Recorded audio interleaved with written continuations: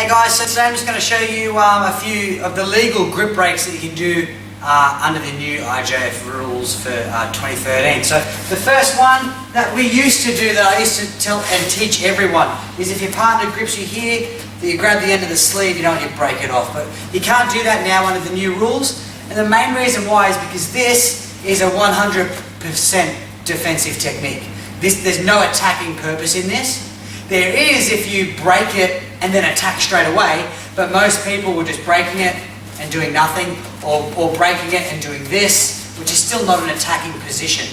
Alright, so the IJF decided to ban that where you can't. So now you can only break with one hand. So this sort of stuff, you know, is not, seriously, it's not really possible. Gamba and Neil Adams were showing on the IJF video to grab kind of a top grip here on top of his forearm, not down the end of the collar of the sleeve, because that is illegal, but a little bit higher, and then breaking it off in this sort of direction. The problem with that is not many people fight kind of on here, so once you break it off, you might have to then readjust your grip anyway. Okay, so but the one that I like the most for this new, I like two actually for this new rules. The first one is if my opponent grips me on that lapel, I'm going to grab low on that sleeve like I would normally here, but instead I can grab my own gi and break away. And now I can control that hand and then do my judo. So the first one again, he's grabbing on that collar. I can pull this to the end with two hands, I can do this. And from here, I can pressure a little bit and then pull this away. Now in judo, I can't fight like this. I can't cover that up, that's illegal.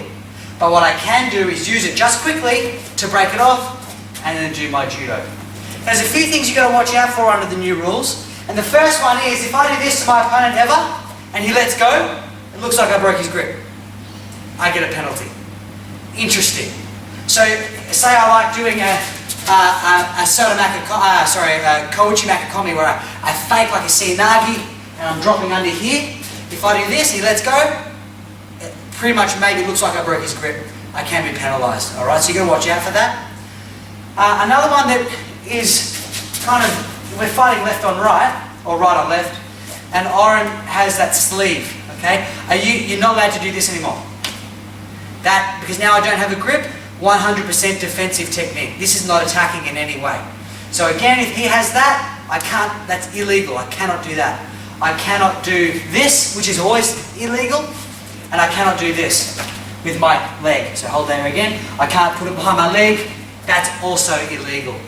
So the only two ways I see breaking the sleeve is putting hand back, getting it, and then holding the top of his wrist. Now this is quite a controlling grip anyway when you're doing judo. If Oren's holding me there, he feels quite strong like this. But if I grab on top, he feels quite controlling, don't you? You feel like you're not as strong. And then from here, you back out and you can break that grip. The problem is with that, you can still do it. You're here, you get the end of your sleeve and you back out and you can break that grip. But you notice my posture breaks big time. So when he holds it and I do this, if I do this and he pulls hard with his hand, you know, now my head's down. And now I'm in problem. So that's the one problem with that sort of sleeve grip break. Another one you can do is if he holds there, thumb up, outside his hand, pull out. And we're into a good position. So again, he holds there, thumb up, outside his arm. So we're going around. And look at that grip on his wrist, it's quite painful. And he'll hurt his hand and he'll let go, or he'll let go anyway. Alright? And what other one do I like? Oh, the other one I like to do here is an elbow straight up to his face, almost like you want to elbow him in the face. And from there, you do this, because we're fighting if it's left and right, and he's controlling that. Elbow to the face, you look, it's let go, step straight over for a no-soto. So again, we're here, he's holding that sleeve, we're trying to break it, it's not working, snap it up. Sorry buddy, and come over with the Osoto there. Oh, and the last, now if he's got a top grip, it's a lot harder to break, because you remember before, I used to be able to do this. Now I can't, and now you notice I can't even do this because it's too high. So what I like to do is coming inside, open up my shoulders, pull my elbow on top of his, and then I flex my back muscles by kind of turning towards him a little bit and flexing. And that breaks his grip. So again, he's got a good top grip. I open up my shoulders, but watch out obviously for foot sweeps. But so how I would open my shoulders is a bit more of a movement, you know, much better. Now, my elbow's on top of his elbow, right in the crook. And then from here, I just kind of flex my back and his grip breaks. It's quite hard for him to hold on again. Here, open out, come back, break that grip, and I can control his arm. So there are a few really good grip breaks you can do under the new judo rules. So yeah, just starting to practice them in training. And also when when you're doing judo, you both have a grip. This sort of judo, like hold it a little bit tighter, but being really snappy with that sort of judo. We're getting back to the snappiness, which is good because we're using that gi. So now if you want to break this grip, you're kind of moving, you're snapping and you're working, rather than busting it like this, which is pretty defensive. So give those a go at training and let me know what you think. So I forgot to mention one for this video, guys. So Oren just reminded me of one that I taught the other day, which is where you snap your gi. So if we're fighting and Oren's got a really nice kind of grip on there, I'd rather be inside. Remember, in the gripping strategy section, I'm always talking about being inside. But regardless, what I want you to do is kind of look at this bit. So we're here fighting and I can't seem to break it or whatever. What the Japanese do quite well is they snap their own gi down like this. And really, if you're holding on, if he's holding on as tight as he can, it's not going to break the grip really. But what it does is if you're fighting and he's snapping here, his grip lets go. And you're using snappiness rather than strength.